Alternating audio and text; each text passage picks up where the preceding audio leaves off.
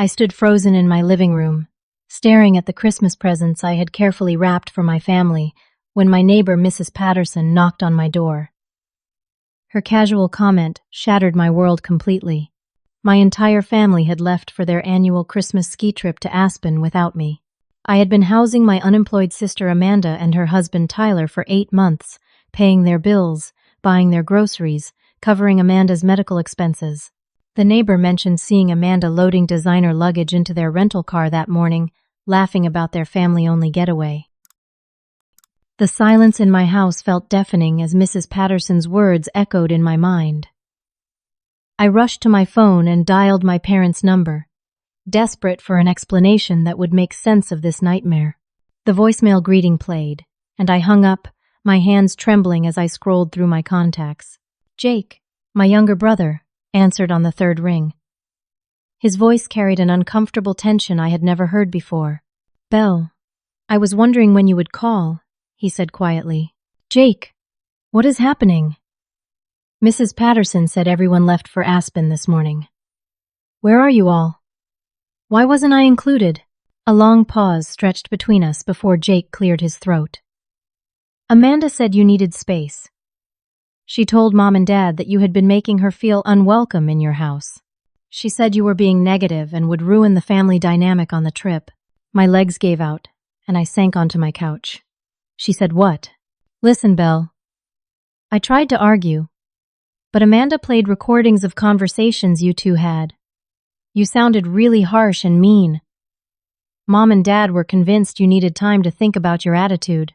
Recordings? What recordings? My voice cracked as the betrayal hit me like a physical blow. Amanda has been saving voicemails and conversations where you sound angry and unreasonable. She played them for everyone during our family meeting last week. The meeting you supposedly declined to attend because you said family gatherings were a waste of time.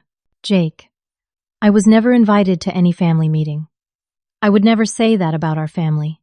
But Amanda showed us the text where you said exactly that. My mind raced as I tried to process this information.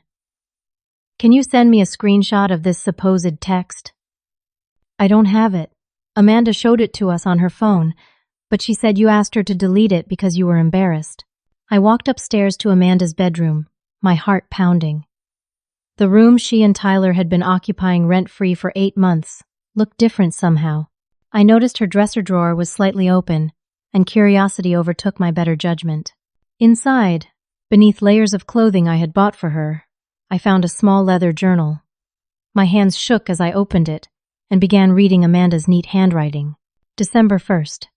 Belle is completely clueless about my plan. She actually thinks I'm grateful for her charity. Poor, naive Belle doesn't realize I've been recording our conversations for months. A little creative editing makes her sound like a monster. December 5th. Played the edited recordings for Mom and Dad today. They're horrified by how cruel Belle sounds. I emphasized how she criticizes my marriage and makes me cry. Tyler helped by looking devastated during the whole conversation. December 10th. The family meeting went perfectly. Everyone agrees Belle has become toxic and needs to be taught a lesson. The Christmas trip will be family. Only. Meaning the real family. Belle will finally understand she's not as important as she thinks she is. December 15th. Belle's house will be mine soon enough. Tyler found a way to transfer the deed using forged documents. By next Christmas, we'll be the ones hosting, while Belle learns what it feels like to be excluded permanently. My vision blurred as tears streamed down my face. I kept reading, each entry more devastating than the last. December 18th. Belle bought Tyler those expensive work boots he wanted. She's so desperate to be liked that she doesn't notice we're never looking for jobs. Why would we work when Belle provides everything? She even paid for my dental work without questioning the cost. The journal revealed months of calculated manipulation. Amanda had been intercepting phone calls from our parents, telling them I was too busy to talk, or that I had specifically requested they stop calling so frequently. She had been systematically isolating me from my own family, while living off my generosity. I found Tyler's laptop open on their bed, still logged into his email account. My cybersecurity background kicked in, as I scanned through his messages. What I discovered made my blood run cold. Tyler had been corresponding with someone named Derek about the Bell situation. The emails detailed how they planned to make me look mentally unstable so Amanda could eventually gain control of my assets. Tyler had researched involuntary psychiatric commitments and legal guardianship procedures. One email from Derek read, "Once you establish a pattern of erratic behavior, getting power of attorney becomes much easier. The sister angle is perfect because families always want to help. Make sure you document everything and get witnesses." Tyler's response chilled me to the bone. "Amanda's been building the case for months. We have recordings, fake witness statements, and I've been spreading rumors at Belle's workplace. Her boss already asked her about her drinking problem, which was beautiful since Belle doesn't even drink." I sat on their bed, surrounded by evidence of their betrayal, wondering how I had been so blind.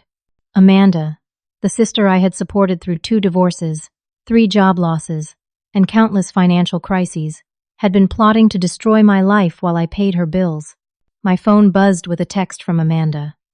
"Having such a wonderful time with our real family. Too bad some people are too selfish to be included in special moments like this." That message broke something inside me. I realized this wasn't just about being excluded from a vacation. This was about Amanda's plan to steal my entire life, while making me believe I deserved nothing. I closed the journal and laptop, my hands steady now despite the tears still flowing. Amanda and Tyler had made one critical mistake in their elaborate scheme. They had underestimated me completely, assuming I was the same naive, people-pleasing Belle who had always put family first. But they had no idea who I had become over the past 2 years, or what skills I had developed in my new career.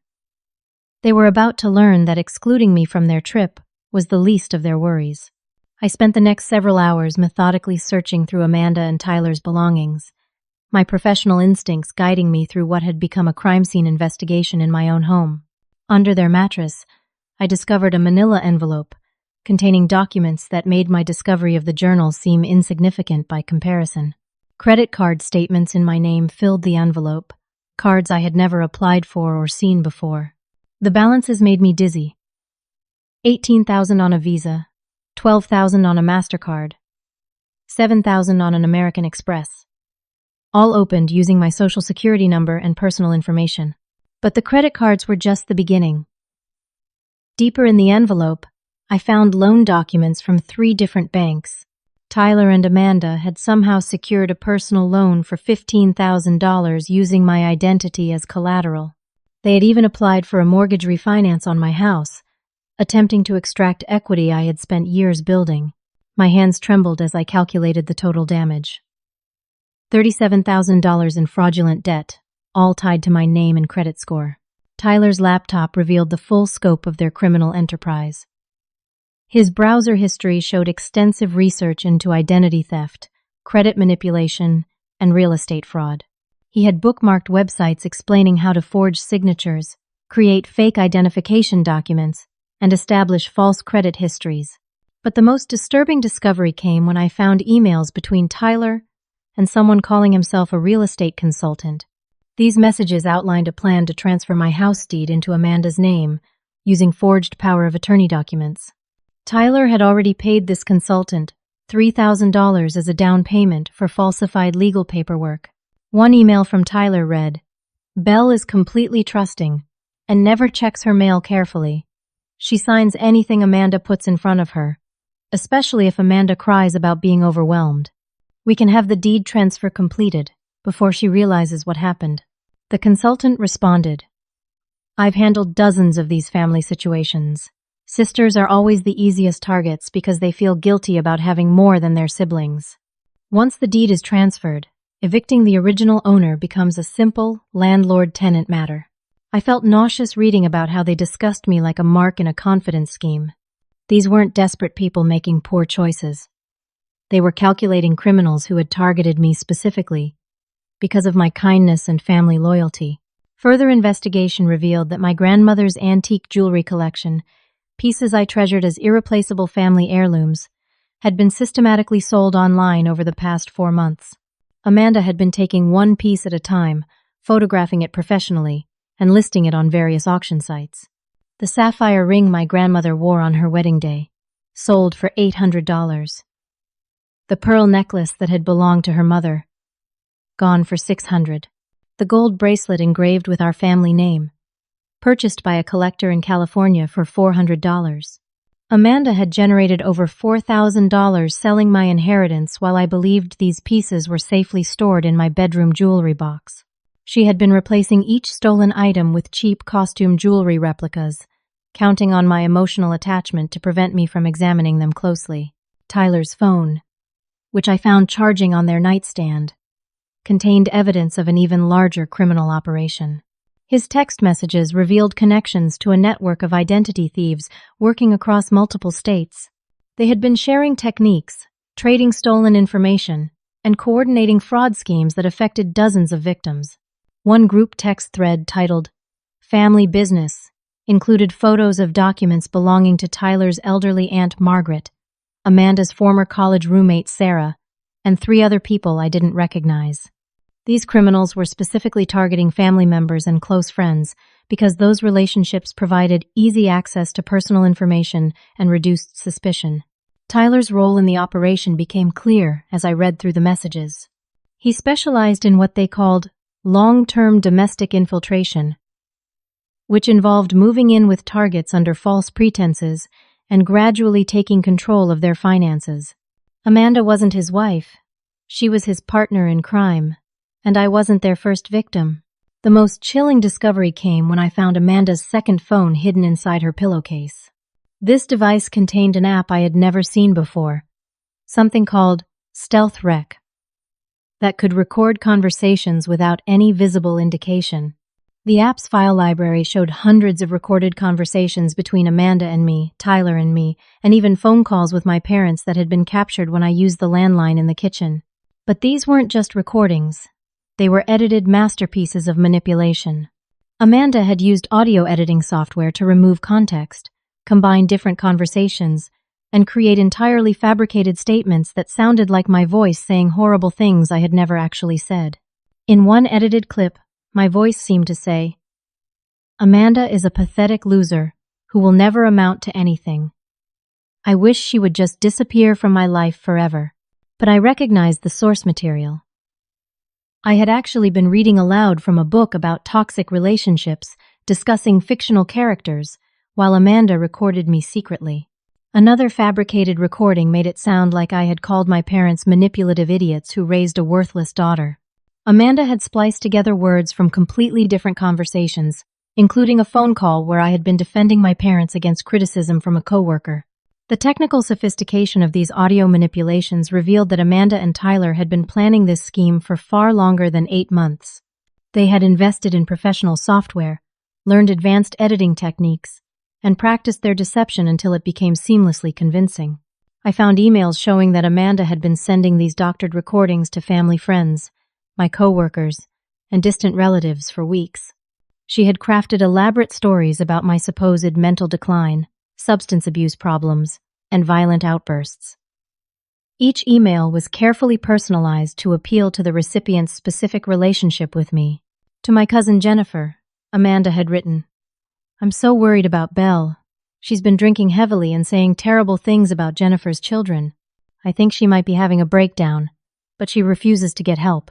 To my former supervisor at work, Amanda had sent, "As Belle's sister, I feel obligated to warn you that she's been exhibiting concerning behavior at home.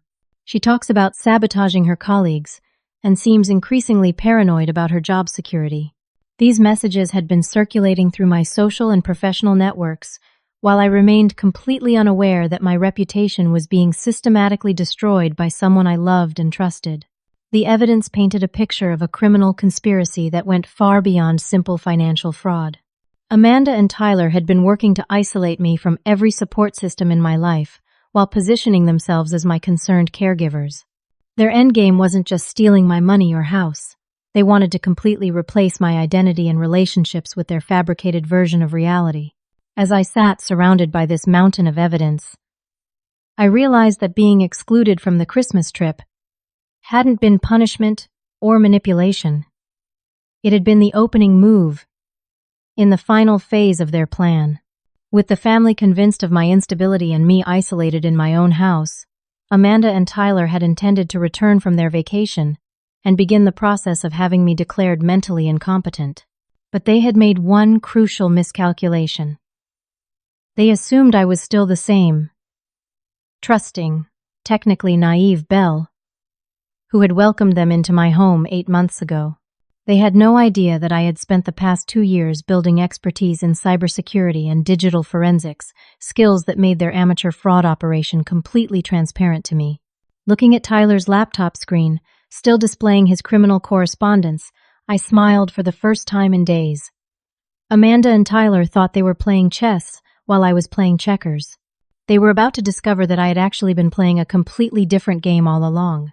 My phone started buzzing relentlessly around 6 in the evening.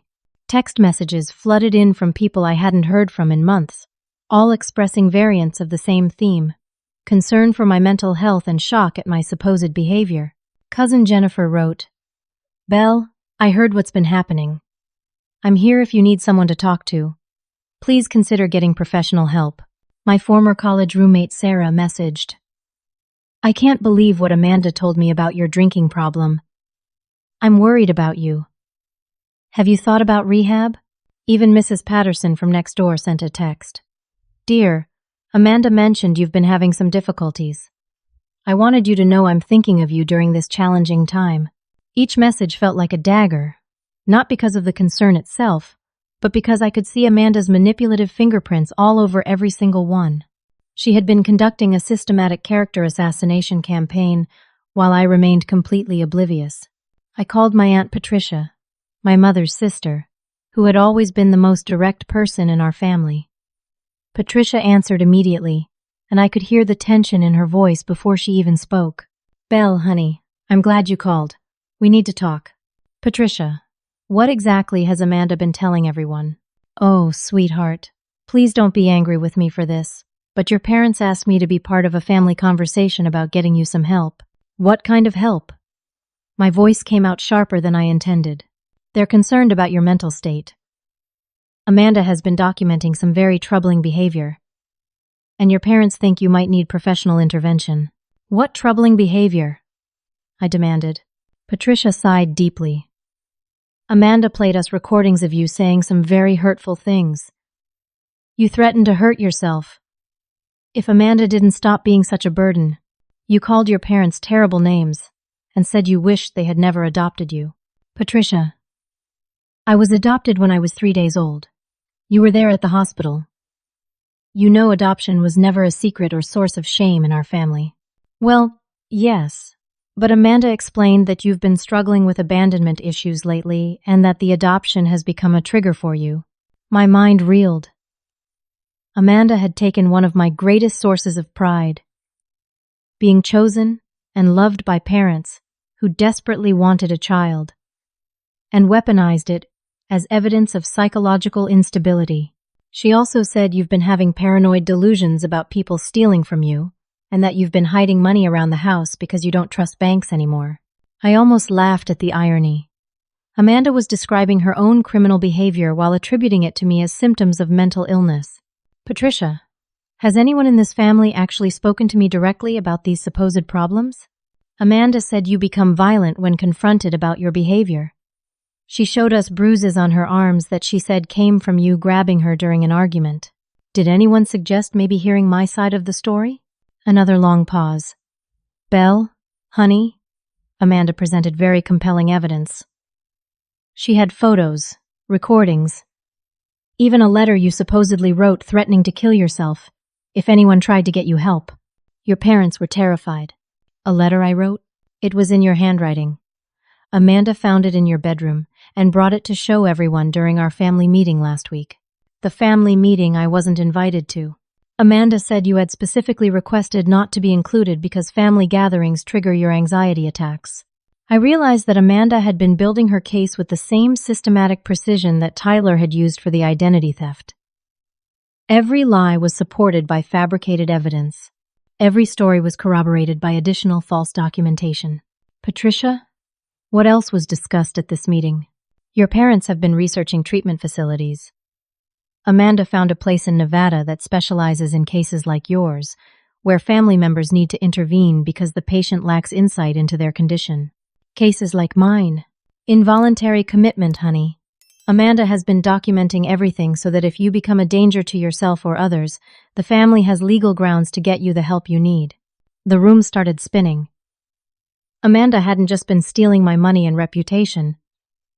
She had been building a legal case to have me locked up in a psychiatric facility against my will. Amanda also mentioned that you've been making threats about hurting Tyler. She's been sleeping with a knife under her pillow because she's afraid of what you might do. Has anyone in this family stopped to consider that these accusations are completely out of character for me? That's exactly what makes this so scary, Belle. Mental illness can change a person completely. Amanda explained that you've been hiding your symptoms for months, but the stress of supporting her and Tyler financially has finally caused you to break down. I hung up the phone, feeling nauseous. Amanda had turned my generosity into evidence of my instability. My financial support became proof that I was spiraling out of control. My kindness had been reframed as manipulation and desperation. I opened my laptop and began researching the treatment facility Patricia had mentioned. The Nevada location specialized in long-term residential care for patients with severe personality disorders and substance abuse problems. Average stays ranged from 6 months to 2 years. Patients had limited contact with the outside world and no control over their financial affairs while in treatment. If Amanda's plan had succeeded, I would have been institutionalized indefinitely while she and Tyler gained legal control over my house, bank accounts, and assets. They would have had months or years to solidify their theft while I remained locked away. With any protests I made dismissed as symptoms of my supposed mental illness, my phone rang, and I saw my father's number. I almost didn't answer, but curiosity overtook my better judgment. Belle? Dad's voice sounded strained and older than I remembered.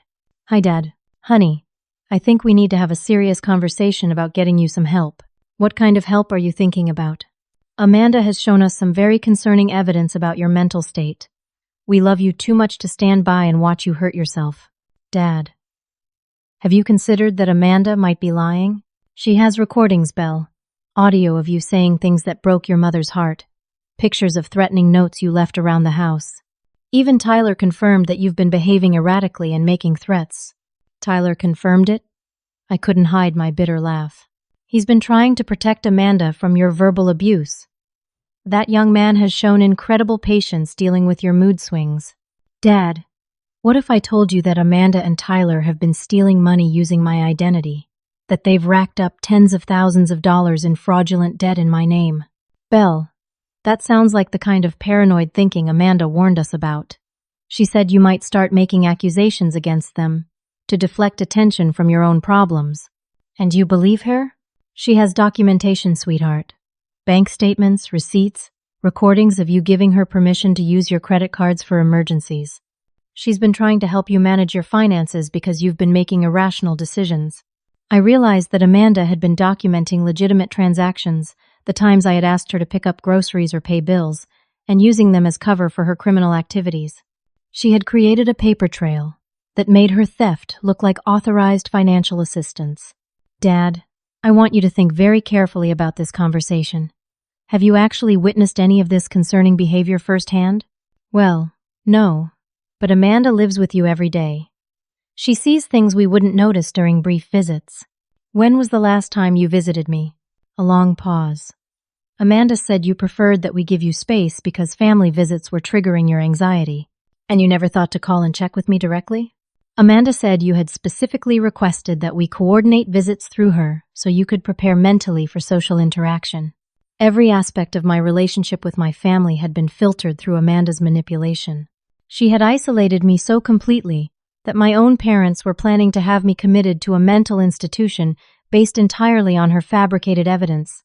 Dad, the family is returning from Aspen tomorrow, right? Yes, we'll be back in the evening.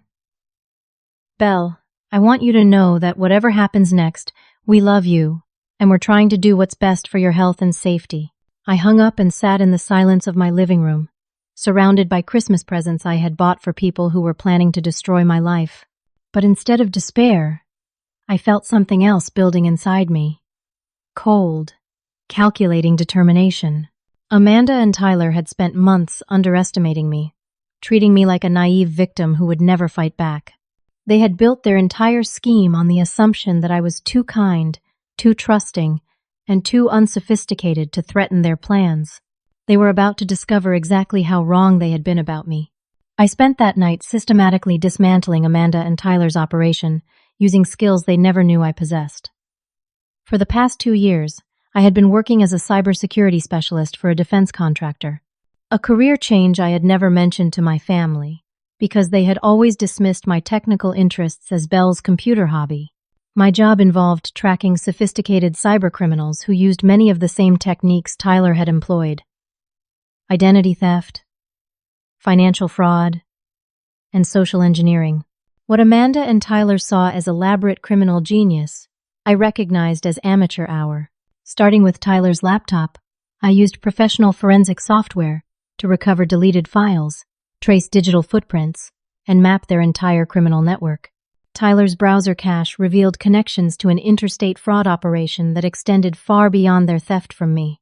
I discovered that Tyler had been running similar scams in 3 other states.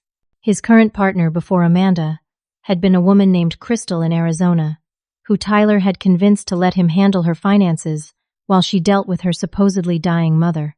Crystal lost her house, her savings, and her credit rating before Tyler disappeared with Amanda. Before Crystal, there had been Patricia, not my aunt, but another Patricia in Oregon, who Tyler had met through online dating. He had convinced her to co-sign loans for his fake business ventures, leaving her with $43,000 in debt when he vanished with Amanda and her entire jewelry collection. Tyler's email archive contained detailed instructions from someone calling himself Professor, who appeared to be running a training program for romance scammers and financial predators. The professor's curriculum included modules on long-term domestic infiltration, family network exploitation, and asset transfer strategies. But Tyler had been sloppy about covering his digital tracks. His use of the same passwords across multiple accounts allowed me to access his entire online presence, including social media profiles under false names and encrypted messaging apps where he coordinated with other criminals. I found discussions where Tyler bragged about his current operation. Working the sister angle now. Target is a cybersecurity professional, but she's completely clueless about human psychology. She thinks being smart about computers makes her smart about people. She's been funding our operation for 8 months while thinking she's helping family. Reading Tyler's assessment of me was infuriating and amusing in equal measure. He had correctly identified my professional background, but had fundamentally misunderstood my capabilities. More importantly, he had documented his own criminal confessions in writing across dozens of platforms.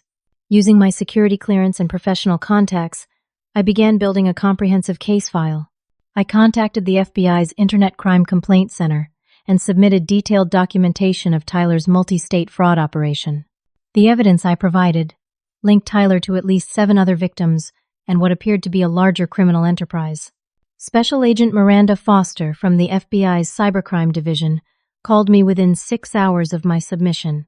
"Miss Bell, your evidence package is extremely thorough. How did you obtain access to the suspect's communications?" Tyler and Amanda are currently living in my house. Tyler left his laptop unsecured, and I have legitimate access to all devices on my home network. Everything I collected falls within legal parameters for homeowner investigation of criminal activity on my property. Your professional background certainly shows in this documentation. We've been tracking similar patterns across multiple jurisdictions, but we hadn't connected them to Tyler Reynolds until now. Tyler Reynolds? That's one of his known aliases. His real name is Marcus Webb, and he's wanted for questioning in connection with romance scams in 4 states. I felt a chill, realizing that I didn't even know the real name of the man I had been supporting for 8 months. Amanda had introduced him as Tyler Johnson, her husband of 3 years. Agent Foster continued. Marcus Webb has been working with accomplices who specialize in family-based fraud. They target individuals with strong family loyalty and financial stability. Your case fits the pattern perfectly. What about Amanda? Amanda Sue Reynolds, also an alias. Her real name is Sandra Mitchell, and she has convictions for fraud and identity theft in Nevada and California. My sister wasn't even my sister. Amanda had been a complete fabrication, a carefully constructed identity designed to exploit my family connections and emotional vulnerabilities. Agent Foster. There's something else. They've been building a case to have me involuntarily committed to a psychiatric facility so they can gain control of my assets. That's a new escalation for this group. Usually they disappear once they've maximized the financial damage.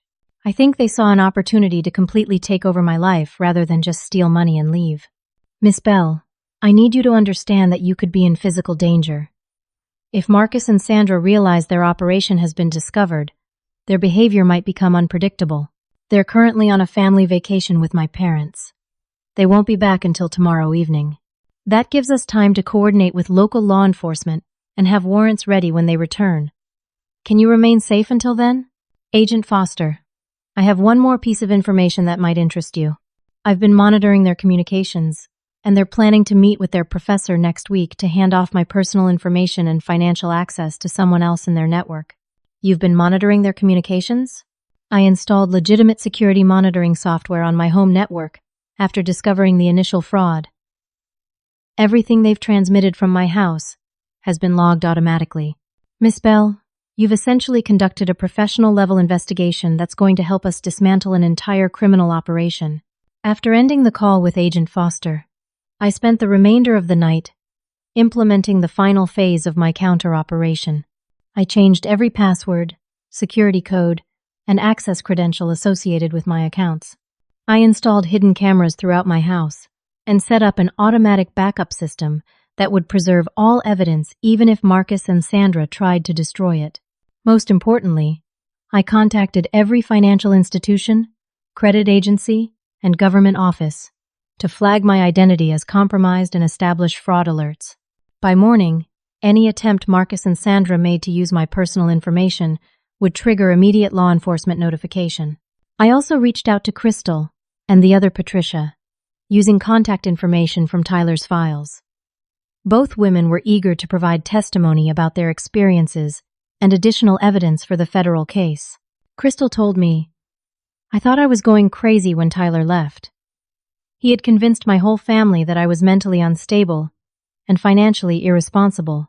It took me 2 years to rebuild my credit and prove that he had forged documents." Patricia from Oregon added, "The worst part wasn't losing the money. It was losing my family's trust. Tyler's lies destroyed relationships that took decades to build. Their stories confirmed that Marcus and Sandra's plan for me wasn't unique. They specialized in destroying their victims' support system so completely that even after the fraud was discovered, the damaged relationships often never recovered. But they had made one crucial error in targeting me. Unlike their previous victims, I had professional resources and technical skills that allowed me to document their crimes in real time and build an ironclad case against them. As dawn broke over my house, I felt calm and focused for the first time in months. Marcus and Sandra thought they were returning from their vacation to complete the destruction of my life. Instead, they were walking into a trap that would end their criminal careers permanently. I had one more day to prepare for their return, and I intended to make it count. I spent the morning of their return making final preparations. Agent Foster had coordinated with local police to have unmarked surveillance vehicles positioned around my neighborhood. The trap was set perfectly. At 3 in the afternoon, I watched from my living room window as my parents' car pulled into my driveway, followed by a rental vehicle containing the people I had known as Amanda and Tyler. My stomach clenched seeing my parents, knowing they had no idea they were returning with federal fugitives. I had spent considerable time deciding how to handle my parents' involvement. Agent Foster had assured me that they were clearly victims of manipulation rather than willing participants in the fraud. Still, seeing them laugh and chat with Marcus and Sandra as they retrieved luggage from the cars made my heart ache. The doorbell rang, and I opened it to find my mother holding a small wrapped gift. "Belle, sweetheart, we brought you something from Aspen," Mom said, her voice carrying a nervous edge I had never heard before. "Thank you, Mom. Please, everyone come in." My parents entered first, followed by Sandra and Marcus. They all seemed surprised by how calm and welcoming I appeared, clearly expecting to find me in the emotional breakdown Sandra had been describing for months. Belle, you look wonderful, Dad said, though his tone suggested confusion about my stable demeanor. I feel wonderful, actually. I've had some time to think while you were all away. Sandra shot Marcus a quick glance, and I caught the flash of concern that passed between them. They had expected to return to a distraught, isolated victim. Instead, they found me relaxed and apparently unbothered by their abandonment. Amanda was worried about you being alone for Christmas, Mom continued. She thought maybe the solitude would give you time to reflect on some of the issues you've been having. Oh, I definitely reflected on some issues, I replied, maintaining eye contact with Sandra. I discovered some very interesting things about myself and about the people closest to me. Marcus cleared his throat. Tyler and I are pretty tired from the drive. Maybe we should get settled back into our room. Actually, Tyler, I think we should all sit down together first. I have some things I'd like to share with the family. Belle, if this is about the Christmas trip, Amanda explained that you needed space. Dad interjected. We understand you're probably feeling hurt, but Amanda was trying to help you. I'm not hurt about the trip at all. In fact, I'm grateful it happened exactly the way it did. Sandra's face had gone pale. She could sense that something fundamental had changed, but she couldn't identify what or how to respond to it. I spent the last few days learning about Amanda and Tyler's real backgrounds, I continued casually.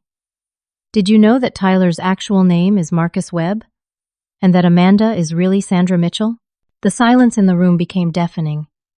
My parents looked confused, while Marcus and Sandra appeared frozen. I also discovered that they're wanted by the FBI for fraud across multiple states.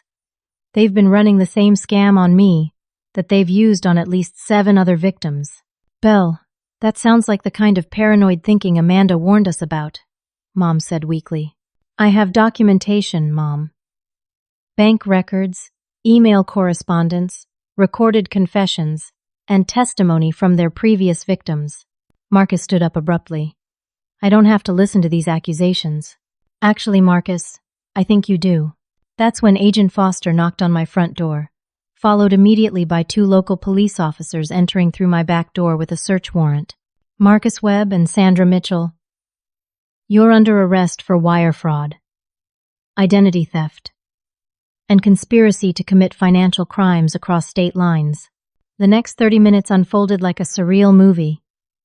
My parents watched in shock as federal agents read Marcus and Sandra their rights while searching through their belongings in my house.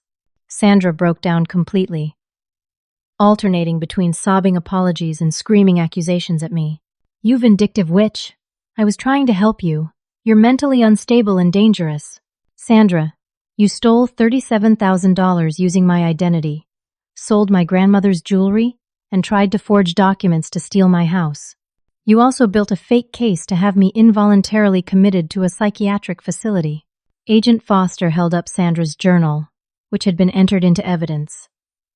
Miss Mitchell has documented her criminal intent extensively in her own handwriting. My mother collapsed into a chair, tears streaming down her face.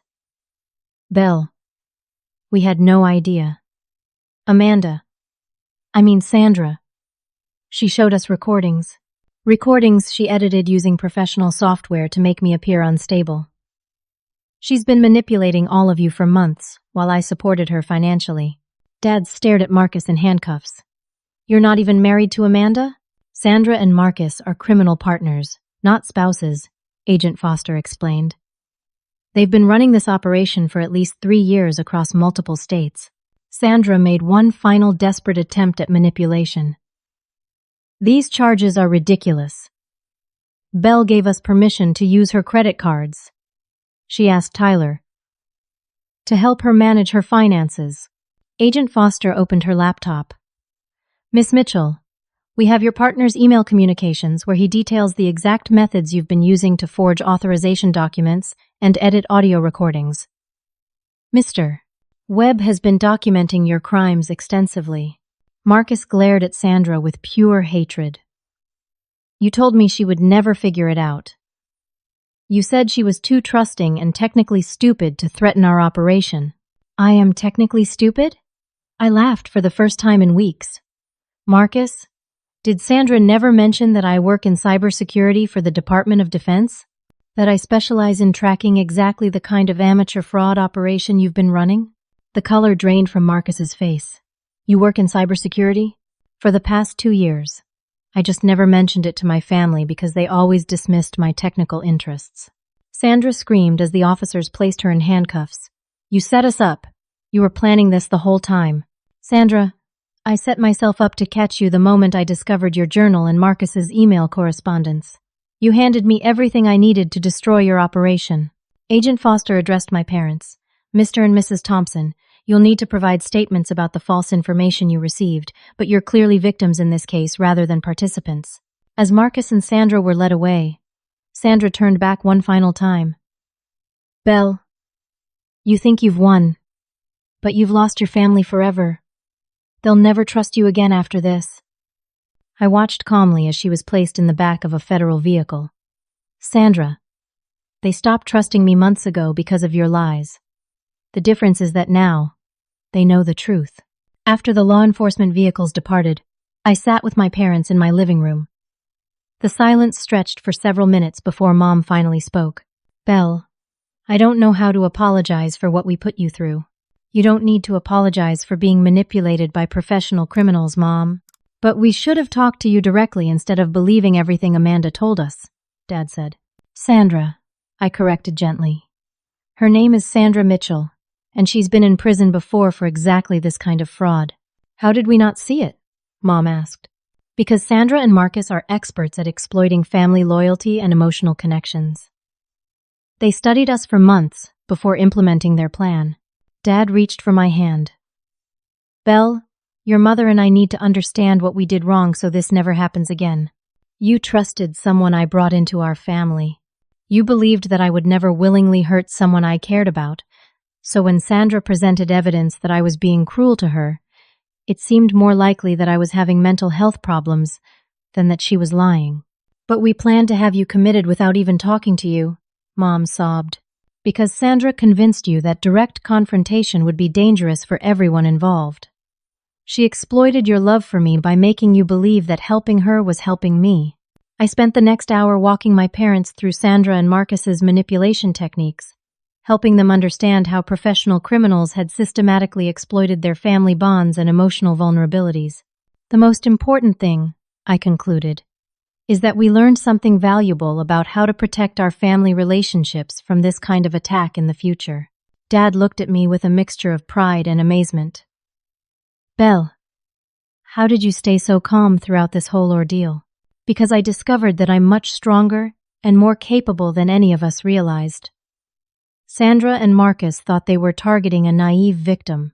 Instead, they chose someone with the exact skills needed to destroy their operation completely. As evening fell, my parents and I began the process of rebuilding our relationship with complete honesty and direct communication. But our conversation was interrupted by a phone call from Agent Foster that would reveal just how much larger this story was about to become. Agent Foster's phone call brought news that changed everything I thought I understood about my situation. Miss Belle, I'm calling because we've discovered something extraordinary during our investigation of Marcus and Sandra's operation. What kind of extraordinary? Your case has become the key to dismantling what appears to be the largest family-based fraud network in the country. The professor, that Marcus mentioned in his emails, is actually Dr. Richard Hawthorne, a former psychology professor who's been training criminals to exploit family dynamics for financial gain. I felt a chill as the full scope of what I had uncovered became clear.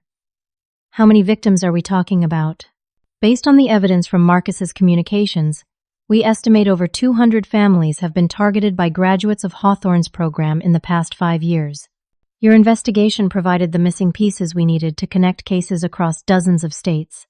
Agent Foster, there's something else I need to tell you. I received a call this morning from an estate attorney in Vermont. Apparently, my grandmother left me an inheritance I never knew about. What kind of inheritance? A house, financial accounts, and what the attorney described as significant assets that my grandmother specifically left to me while excluding Amanda from her will entirely. When did your grandmother pass away? 2 years ago, but the estate has been in probate due to complications with the property valuation. Agent Foster paused. Miss Bell, I think you should contact that attorney immediately. Given what we now know about Sandra's criminal history, there might be a connection between your grandmother's death and this fraud operation. The estate attorney, Jonathan Walsh, agreed to meet with me that afternoon along with Agent Foster. What we discovered in his office made the events of the past year seem even more sinister. Your grandmother, Eleanor Thompson, contacted me 18 months before her death, Attorney Walsh explained. She was concerned about Amanda's behavior and wanted to ensure that her estate would be protected from what she called predatory family members. He opened a thick file and retrieved a handwritten letter. Mrs. Thompson left specific instructions about her concerns. The letter, in my grandmother's careful script, read, I have observed Amanda's manipulative patterns since childhood. She has consistently exploited family loyalty for personal gain and shows no genuine affection for anyone except when she needs something. I am particularly concerned about her influence on Belle, who is too kind and trusting for her own good. Amanda has already stolen small items from my house during visits and has attempted to convince other family members that I am becoming senile so that she might gain access to my financial accounts. I want to ensure that my estate provides security for Belle, who will need protection from Amanda's inevitable attempts to exploit her inheritance. Your grandmother was building a case against Amanda years before Sandra Mitchell even appeared, Agent Foster observed. Attorney Walsh nodded. Mrs. Thompson also hired a private investigator to document Amanda's activities. She discovered that Amanda had been stealing from elderly neighbors, forging checks, and running small-scale fraud schemes for years. Why didn't my grandmother tell anyone in the family about this? She tried, but Amanda had already begun her isolation tactics. Mrs. Thompson told me that whenever she raised concerns about Amanda's behavior, other family members accused her of being jealous or senile. He handed me another document. Your inheritance includes the house in Vermont, but it also includes investment accounts worth $800,000, a collection of rare books and artifacts, and something your grandmother called Amanda's evidence file. The evidence file contained decades of documentation about Amanda's manipulative behavior, financial crimes, and psychological abuse of family members. My grandmother had been secretly investigating Amanda for years, building a comprehensive case that proved Sandra Mitchell's current crimes were simply the latest evolution of a lifelong pattern. There's more, Attorney Walsh continued. Your grandmother's jewelry collection, the pieces Amanda sold, were actually replicas your grandmother had commissioned to test family members' honesty. The real collection is in a safety deposit box in Vermont, and it's worth considerably more than the costume pieces Amanda sold online. I stared at the documents, realizing that my grandmother had been protecting me from Sandra's fraud even after her death. She knew this was going to happen. Mrs. Thompson was remarkably perceptive about people, Attorney Walsh said. She predicted that Amanda would eventually target you specifically because of your financial stability and emotional generosity. Agent Foster looked up from the private investigator's reports. Miss Bell, this documentation is going to be crucial for our federal case. Your grandmother essentially conducted a 20-year investigation that links Sandra Mitchell's current identity to a lifetime of similar crimes. As we left the attorney's office, my phone rang with a call from Jake, my younger brother. Belle, I just got back from Aspen, and Mom told me what happened with Amanda and Tyler. I need to apologize to you immediately. Jake, you were manipulated like everyone else. No, Belle, it's more than that. I've been thinking about all the times Amanda told me things you supposedly said or did, and I realize now that I never verified any of it with you directly. I just believed her because she seemed so concerned and upset. That's exactly what professional manipulators count on. Belle, I want to help however I can. I've been learning about cybersecurity because I was hoping to change careers, and I want to use those skills to help other victims of this kind of fraud. That conversation led to another unexpected development. Jake's cybersecurity studies had connected him with a nonprofit organization that helped fraud victims rebuild their financial lives and legal standing. The organization's director, Patricia Chen, contacted me that evening. Miss Bell, Agent Foster shared some details about your case with our organization. We've been tracking family-based fraud patterns, and your situation represents a perfect storm of several techniques we've been studying. What kind of techniques? Long-term domestic infiltration, audio manipulation for social isolation, gradual identity assumption, and what we call preemptive psychological discrediting. Your case demonstrates all 4 techniques used in combination with unprecedented sophistication. Patricia explained that my documentation of Sandra and Marcus's operation had provided missing pieces for understanding how modern fraud networks exploited family relationships and social media to destroy victims' support systems. Miss Bell, we'd like to invite you to join our board of directors and help us develop training programs for law enforcement and victim assistance organizations. I appreciate the offer, but I'm not sure I'm qualified for that level of responsibility. You single-handedly documented and dismantled a criminal operation that law enforcement had been tracking unsuccessfully for 3 years. You used professional-level investigative techniques while maintaining your emotional equilibrium under extreme psychological pressure. You're exactly the kind of advocate fraud victims need. That evening, my parents, Jake and I, sat together in my living room for the first time in months, finally able to have honest conversations without Sandra's manipulation filtering every interaction. Belle, your father and I have been talking about how we allowed Amanda to isolate you from us, Mom said. We want to establish new family communication rules, so this kind of manipulation can never work again. What kind of rules? I asked. Dad explained. Direct communication only. If anyone has concerns about a family member, we address it with that person directly, rather than through intermediaries. Regular family meetings where everyone can speak openly. And most importantly, we never make major decisions about someone without including them in the conversation. Jake added, I want to learn more about how fraud victims can protect themselves and their families. If you're willing to work with that nonprofit organization Patricia mentioned, I'd like to help however I can. As we talked late into the evening, I realized that Sandra and Marcus's crimes had inadvertently provided my family with an opportunity to build stronger, more honest relationships than we had ever had before. But our conversation was interrupted by a knock at my door. Agent Foster stood on my porch with a smile I hadn't seen before. Miss Bell, I have some news about the federal investigation that I think you'll want to hear immediately. Good news or bad news? Very good news.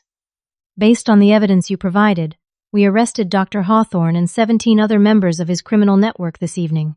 Your case has become the foundation for prosecuting what the FBI now considers the most sophisticated family-based fraud operation in United States history.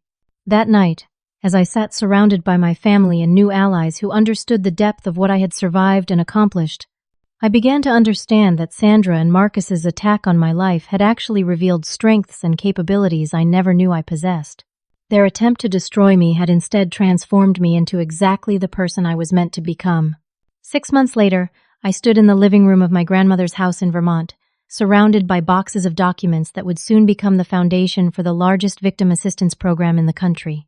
The morning sun streamed through windows that overlooked mountains my grandmother had loved, and for the first time since this nightmare began, I felt completely at peace. The legal proceedings had concluded with Marcus and Sandra receiving federal prison sentences of 8 and 4 years respectively. More importantly, their convictions had led to the prosecution of Dr. Doc Hawthorne's entire criminal network, resulting in justice for over 200 families who had been victimized by graduates of his fraud training program. Agent Foster, who had become a close friend during the investigation, called me with updates on the broader case impacts. Belle, I wanted you to know that your evidence has led to financial recovery for 63 families so far. The restitution fund we established using seized assets from Hawthorne's network has returned over $3 million to fraud victims. That's incredible news, Miranda. There's more. The Department of Justice wants to use your case as a model for training federal investigators in family-based fraud detection. Your documentation methods and psychological insights have become required reading for our cybercrime division. But the most meaningful transformation had been in my relationship with my family. My parents had committed to family therapy, and we now met regularly with Dr. Sarah Williams, a counselor who specialized in repairing relationships damaged by manipulation and abuse. The Thompson family has made remarkable progress in rebuilding trust and establishing healthy communication patterns, Dr. Williams had told us during our most recent session.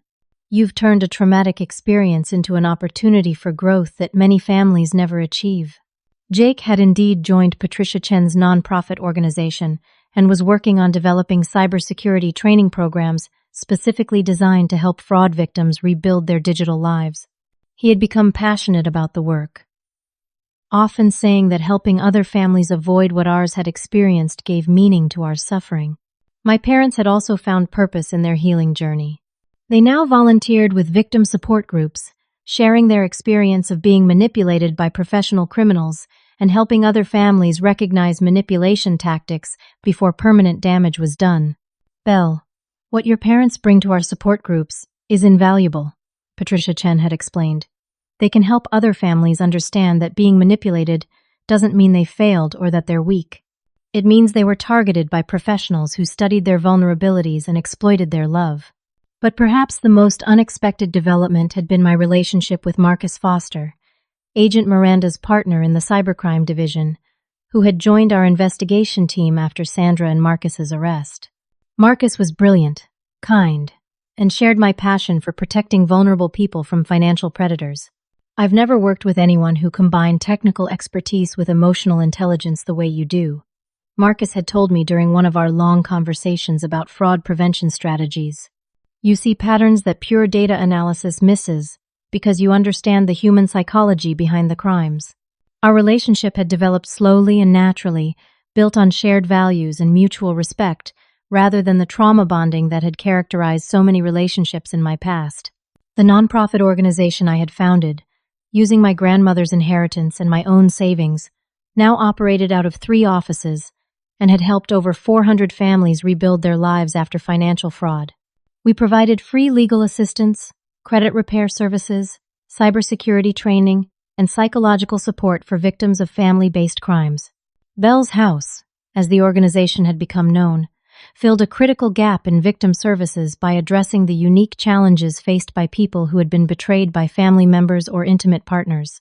Our most successful program paired recent victims with survivors who had rebuilt their lives, providing mentorship and practical guidance for navigating the complex recovery process. Crystal, Tyler's former victim from Arizona, had become one of our most effective peer counselors. When Belle first contacted me about testifying against Marcus and Sandra, I thought my experience was just an isolated tragedy, Crystal told new support group members. Learning that I was part of a larger pattern actually helped me heal, because I realized the betrayal wasn't personal. I wasn't specifically targeted because I was weak or stupid. I was targeted because criminals had studied how to exploit the exact qualities that make me a good person. Patricia from Oregon had started a legal advocacy program that helped victims understand their rights and navigate the criminal justice system. The worst part of being victimized by someone you trusted isn't the financial damage, she often explained. It's the way the experience makes you doubt your own judgment about people. Recovery means learning to trust yourself again, while also developing better skills for recognizing manipulation. The work had also led to unexpected policy changes.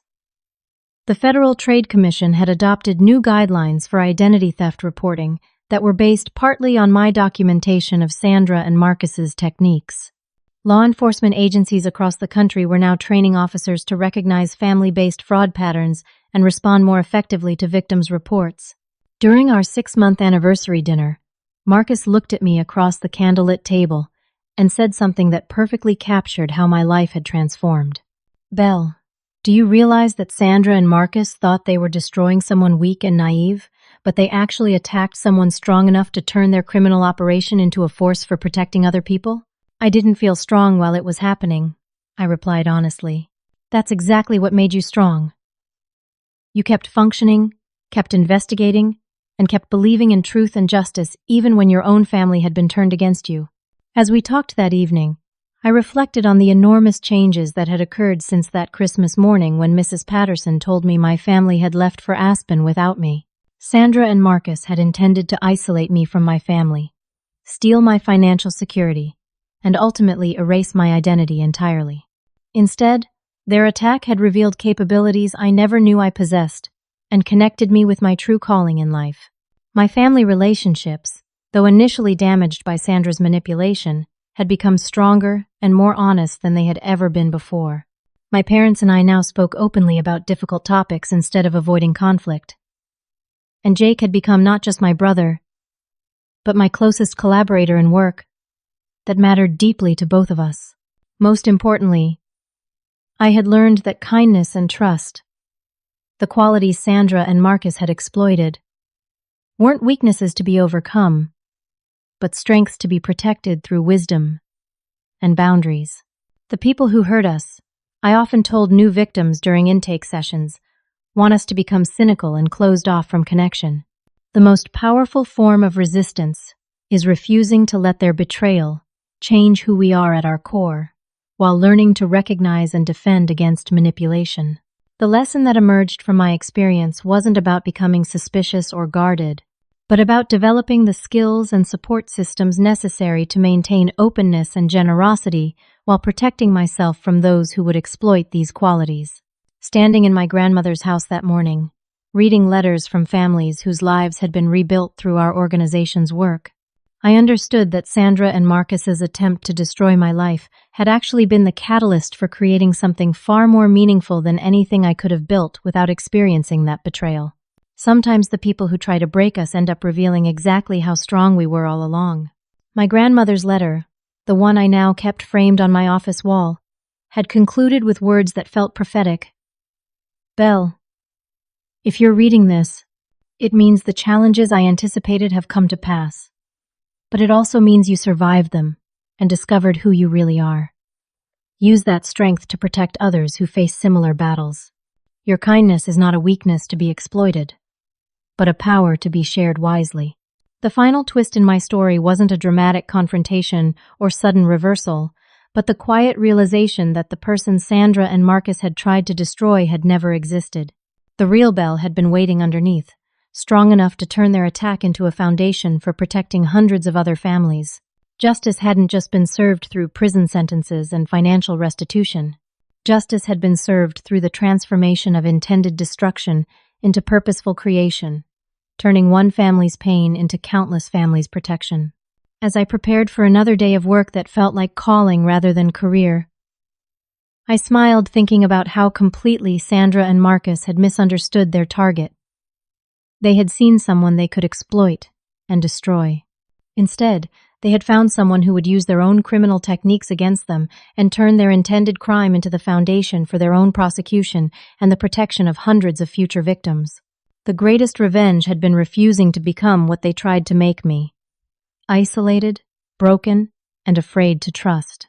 Instead, I had become someone who helped others maintain their capacity for love and generosity, while developing the skills necessary to protect themselves from those who would abuse such qualities. That was the life lesson that emerged from my experience. True strength isn't about becoming hard or suspicious. True strength is about maintaining your authentic self, while building the wisdom and support systems necessary to share your gifts safely and purposefully. Have you ever experienced betrayal from someone you trusted completely? How did you rebuild your ability to trust while protecting yourself from future manipulation? I'd love to hear your thoughts in the comments below. If this story resonated with you, please like this video and subscribe for more stories about overcoming family challenges and finding strength in difficult circumstances. Sharing this video might help someone who's currently dealing with similar manipulation recognize the patterns and seek help. Thank you for listening to my story. And remember that sometimes the people who try to break us end up revealing exactly how strong we were all along.